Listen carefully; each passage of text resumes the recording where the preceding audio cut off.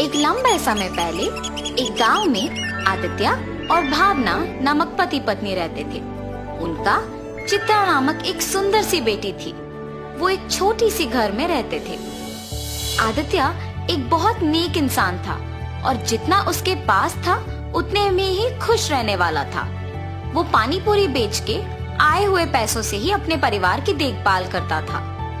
हर रोज वो सुबह उठ के पानी पूरी बना के बेचने जाता था। पानी पूरी स्वादिष्ट पानी पूरी, एक बार खाना काफी नहीं होता है, बार बार खाने का मन करता है। 10 रुपयों का एक प्लेट, आइए आइए। ऐसे पूरी गांव में जाते हुए बेचता था। उसके बनाए हुए पानी पूरी स्वादिष्ट रहने पर सभी लोग वहाँ खाना पसंद करते थे। रोज की तरह वो एक दिन पानी पूरी बेच के अंधेरा होने पर वापस घर जाते रहता है, जब उसे रास्ते में कुछ लोग भागते हुए नजर आते हैं। उसके पलक झपकते ही वो लोग गायब भी हो जाते हैं। कौन थे वो लोग? क्यों भाग रहे थे? और इतने में ही कहाँ गायब हो गए? ऐसे वो अपने आप में सोच रहा था जब उसे रास्ते के बगल में एक सूटकेस दिखाई देता है। ये किसका सूटकेस है? शायद किसी ने खो दिया होगा। सुबह मैं इसे जमींदार को दे देता हूँ, वो इसको उसके मालिक तक पहुँचा देंगे। ऐसे सोच के वो सूटकेस अपने साथ अपने घर ले जाता है। आदित्य की पत्नी उस सूटकेस को देख पूछती है, ये किसका सूटकेस है जी? मुझे नहीं पता, आते समय रास्ते में मिला था मुझे। क्या है सूटकेस में? नहीं, मुझे नहीं पता, मैंने देखा ही नहीं। अच्छा, तो फिर रुकिए, मैं पहले ये देखती हूँ कि इसमें है क्या। और ऐसे सूटकेस खोलती है। सुनिए, इधर आके देखिए तो कि इसमें है क्या। हाँ, क्या है? पास आके देखने पर वो सूटकेस हीरे, मोती और सोने से भरा हुआ था। देखा आपने? कितने हीरे, कितना सोना है इसमें। अब हमें कभी वापस मेहनत करने की जरूरत ही नहीं पड़ेगी। भावना, ये सूटकेस हमारा नहीं है, किसी ने खो दिया इसे। कल सुबह इसे जमींदार के हवाले करने इसे लेके आया हूँ। तो आप क्या इसे जमींदार को लौटाएंगे? हाँ, मैं ये स्वीकार नहीं करूँगी। हम इस सूटकेस को हमारे ही पास रखेंगे। आपको मेहनत करने की जरूरत ही नहीं पड़ेगी। हम आखिरकार बहुत खुश रहेंगे। अपनी पत्नी का उस बात ना स्वीकार करने पर आदित्य उसे दुख ना पहुंचाने के लिए उसे कुछ नहीं कहता है और सोच में पड़ जाता है। अगर मैं उन हीरे और मोती को लेता हूँ तो गलत है, पर अगर मेरी पत्नी वो सब लेती है तो वो मेरी गलती नहीं है ना। ऐसे सोचकर अपनी पत्नी से कहता है, किसी और का कमाया हुआ मुझे खर्च करना ठीक नहीं लगता है। मैं अपने पानीपुरी का दुकान ही चलाऊंगा। तुम्हें जो पसंद तुम वही करो। ऐसे कहने पर उसकी बीवी बहुत खुश होती है।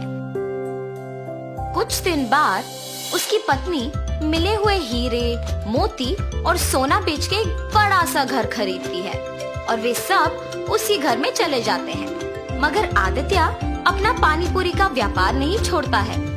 एक दिन जमींदार के पास एक औरत आती है। प्रभु, प्रभु, मेरे घर में किसी ने सारे हीरे, सोना, मेरी गहने चुरा लिया है। मुझे समझ में नहीं आ रहा कि मैं क्या करूं, इसीलिए आपके पास भाग के आई। कृपया मेरी मदद कीजिए प्रभु। फिक्र ना करो माता, मेरे पे भरोसा करके आप चले जाओ। मैं उस चोर को पकड़ के आपको बुलाऊंगा। जमींदार के ऐसे कहने पर वो औरत उन पे भरोसा करके वहाँ से चली जाती है।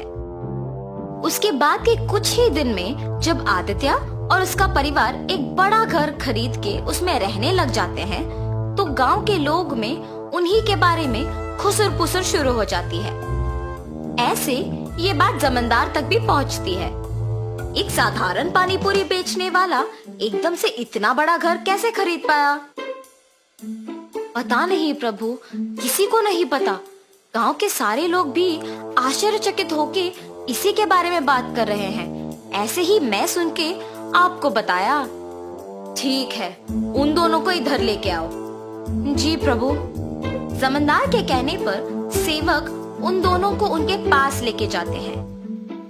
आदित्य, मुझे तुम्हारे बारे में सब पता है, तुम्हारे व्यापार के बारे में भी पता है। तुम्हें कुछ पूछने के लिए यहाँ बुलाया हूँ। पूछिए प्रभु। कुछ नहीं, तुम इतने कम दिनों में उतना बड़ा घर कैसे खरीद पाए हो? सच बताओ। क्या ये पूछने के लिए जमींदार हमें यहाँ तक बुलाए हैं? मुझे ही बताना होगा कुछ, वरना मेरे पति सब सच बता देंगे। मेरे पति का कमाया हुआ पैसा हम बचा बचा के ये घर खरीद पाए हैं प्रभु। ऐसे हिम्मत से बोलती है ताकि किसी को शक ना आए। माता, आप पे कोई इल्जाम लगाने के लिए मैं आप लोगों को यहाँ नहीं बुलाया हूँ। मेरे पास एक औरत आके बोली है कि उसके गहने और सोना किसी ने चोरी कर लिया और उसी समय में आपने एक बड़ा घर लिया। हालात मुझे आपसे इसे पूछने पर मजबूर कर रहे हैं, तो सच कहिए कि आपको इतने पैसे अचानक कहाँ से मिले? अगर मैं अब भी चुप बैठूंगा तो वो एक बहुत बड़ी गलती होगी और उस औरत के दुख का कारण मैं ही हो जाऊंगा। ऐसे सोचकर आदित्य जमींदार को सच बताने का फैसला करता है। मुझे क्षमा करे प्रभु। और ऐसे जो कुछ भी हुआ वो प्रभु को बताता है और तुरंत वो गहनों वाला सूटकेस उनके हवाले कर देता है। तुम्हें अपनी गलती का एहसास हुआ है और तुमने सच बता के और ये गहने ला के वापस कर दिए, इसीलिए मैं तुम्हें अपनी पहली गलती के लिए माफ कर दूंगा और दंडित नहीं करूंगा। लेकिन याद रखना आदित्य, गलती ना करना जितना जरूरी है उतना ही जरूरी है गलती करने वालों को रोकना। ये कभी मत दोहराओ। जमींदार के माफ करने पर आदित्य उनके कृतज्ञ होता है और वहाँ से चला जाता है और जमींदार उन गहनों को उस औरत के हवाले कर देता है। आदित्य हमेशा की तरह अपने पानी पूरी का व्यापार करता है और उसी से अपना घर को चलाता है। तो इस कहानी का नैतिक क्या है? गलती नहीं करना है, ये तो सबको पता है, और गलती करने वालों को प्रोत्साहित भी नहीं करना है, ये समझ लो।